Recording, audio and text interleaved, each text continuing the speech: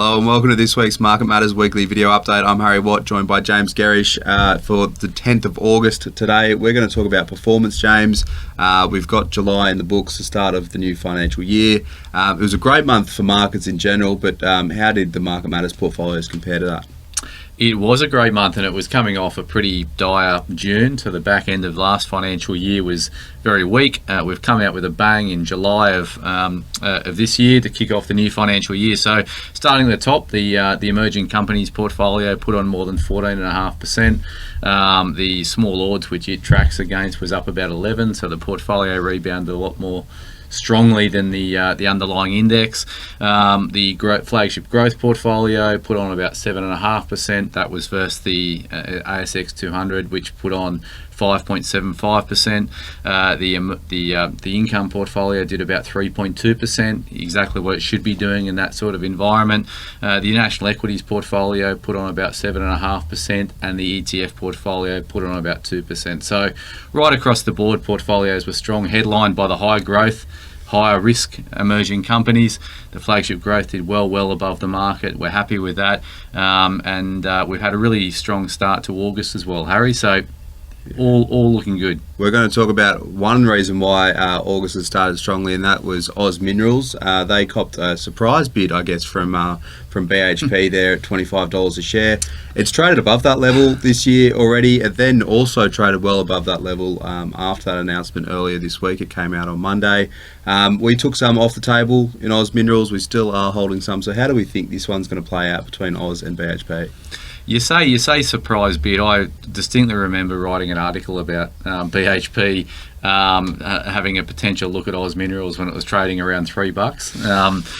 That's a hindsight's a wonderful thing, and I'm sure BHP feel the same way. But it shows that the bid. It shows that Oz Minerals or tier one companies are prepared to pay up for assets that have been de-risked and are complementary to their own. So that's something we should keep in mind when looking at mining projects and mining stocks going forward, that these cashed up miners, they're looking for lower risk projects that are of high quality that they can get benefit out of by integrating with their own assets. We had a 5% weighting in the flagship growth portfolio. When you take into consideration the 40% capital appreciation we also had from it, it sort of sat around that 7.5-8% weighting. We've gone back to a 3% weighting. For BHP to get this deal done, and the feedback that we've had from other shareholders is they're going to have to pay $30 plus. That may or may not happen. That may be too rich for BHP, and they may walk away. So I think they probably will pay up for it, but there's risks around it. So we've de-risked our position. We've locked in a profit, but if they go and bid again, we're still happy. We've got a decent holding in it, and we'll benefit as a result of that. So sort of hedging each way, Harry, if you like. Yeah, it's a little bit different to some of the cap deals we've seen in the corporate deals we've seen in the mining space over the last few years. Big companies going after small deposits. Closeology is a big thing, as always, in mining.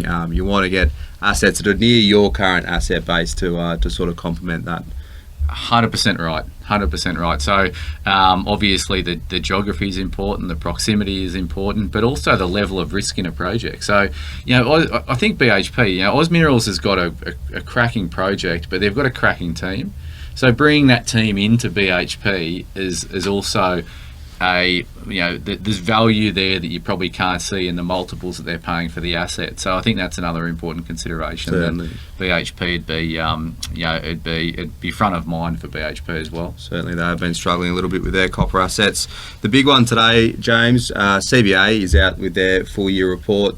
Headline numbers, they look pretty good. The stock was down last I checked. NAB was also out with a trading update earlier this week too.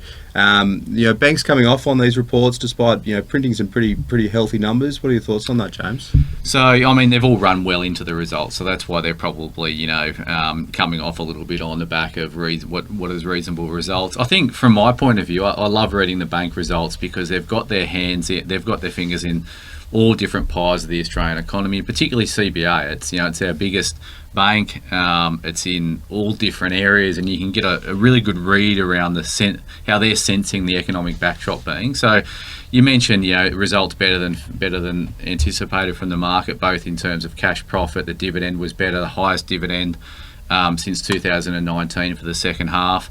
The margins are a little bit slimmer than the market was hoping for, but they haven't had the full benefit of higher cash rates. So that'll come and margins will expand.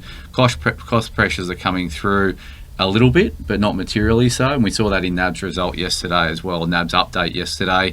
I think the key takeaway, and this is, Matt Commons said something very similar, is that households right now are being able to withstand the pressures of rising interest rates. Employment is, the employment market is very strong, and they're not seeing simply any stress in the market at the moment. So I think that's a really important thing. I sit back here and take those comments as sort of a favourable reflection on the Australian economy at the moment, Harry. So I'm a bit neutral on the banks from a share price point of view because they've run up into these results. But from a broader economic sense, I think what they're saying is a positive. Yeah, we see a lot in the media about how much a 50 basis point increase from the RBA would affect a household's debt repayments and their mortgage repayments. We had Shane Elliott in a couple of weeks ago after the Suncorp deal, and he's basically saying that 90% of their loans, they won't change how much they repay because they're that far ahead on their home loans already, and they've been topping up well above what their monthly sort of payments are anyway. So it'll take a little while before that sort of comes through to bad debts. Yeah, absolutely, and that's what we're seeing in the bank results. Yeah, you touched on CBA paying their highest dividend since 2019, James. Dividend stocks in general, income, we still are probably looking to pick up some more defensive sort of style plays across our portfolios into recent market strength. James, what are we looking at in terms of yielding stocks these days? Yeah, I had a client quizzing me on what stocks to buy right now for decent yield above 5%, and I thought that would be a topical thing for today's video. Centuria, the most recent company that we've added to the income portfolio, reported full year results this morning. There's not a lot of positivity built into this, and earnings are not going to be up in the next 12 months, nor is the dividend is going to be slightly higher. But that's going to give you a 6% yield. It's part franked. It's coming off a low base, and there's upside in the share price as well. So CNI is the stock there that I like after today's result. Metcash, we've held it for a long time. We're up a reasonable amount on the position, but again, it's going to pay you 6% with a 100% franked, with a fairly defensive, robust business model. So Metcash around current levels. We sold out of APA Group today. We thought that was the risk rewarded sort of gone on that. So we've locked in profits there. But the best place to look for in terms of the dividend stocks that we like is in the Market Matters income portfolio. There's an active tab next to the stocks that we're happy to buy here and now.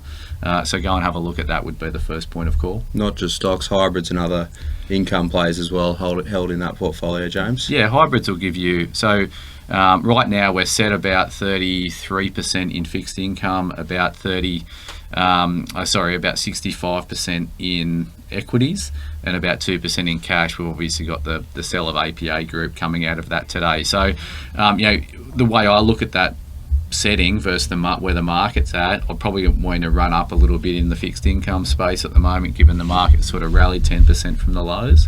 But overall, this is a consistent portfolio achieving 8% returns since its inception. It's got about half the volatility of the underlying equity market, and achieves it's achieved more than the benchmark equities have in the last couple of years. So it's a solid portfolio. Just to finish off, James, we are in the throes of reporting season. We've touched on a couple of companies that have reported already. We are, like you said, 2% cash in the income portfolio that is being lifted. We're reasonably low levels of cash across our portfolios. Do you think we are a little bit too aggressively placed given where we are in reporting season and where numbers have been coming out?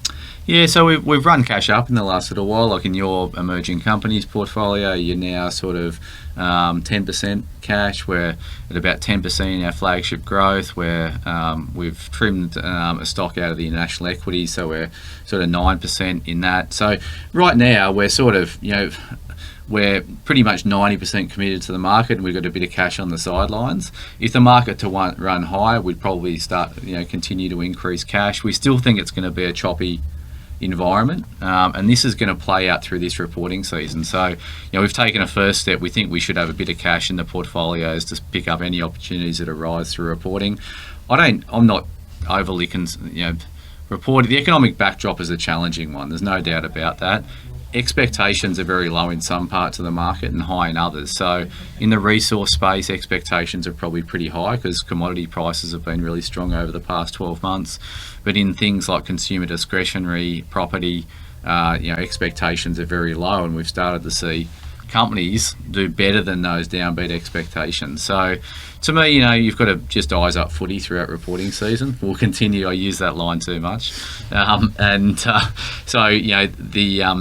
We've got to play as we see it through the reporting period, but I don't go in there overly concerned. I think we're positioned really well for it, and we'll make decisions as and when they arise. Awesome. We've got a number of companies reporting today. GrainCorp also out with an upgrade, so there'll be a big afternoon report, so keep an eye out for that one. We've also got inflation data tonight, James, so huge one in the US. Yeah, massive one in the US, so plenty to look out for these days in markets, the middle of August. I hope you enjoyed today's video, and keep an eye out for the reports as always.